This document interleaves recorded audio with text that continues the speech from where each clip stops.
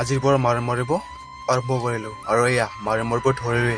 বোলা আজি মাৰো আৰু আপোনালোককো দেখুৱাওঁ। আৰু আগতেতো মানুহবোৰে গৰুৰে মাৰিছিলে। আজিকালি যি কি ওলাইছে, ধান কাটা, মাৰণ মাৰা আৰু সহজ হৈ দেচোন দে, মেচিনেৰে মাৰিলে ধান কাটিলে। আৰু আজিকালি মানুহবোৰেতো কষ্ট কৰিব টানেই পায় আৰু মেচিনেৰে মাৰিলে মানে কম সময়ত বেছিকৈ মাৰিব পৰা যায়। আৰু আমাৰ ঘৰত মই সৰু থাকোঁতেও ধানবোৰ গৰুৰে মাৰিছিলে। এয়া আমাৰ চাহ খাবলৈ হ'লে এতিয়া চাহখিনি খাই লওঁ আৰু একো নাই, চাহ আৰু বিস্কুটেই লৈ আহিছে।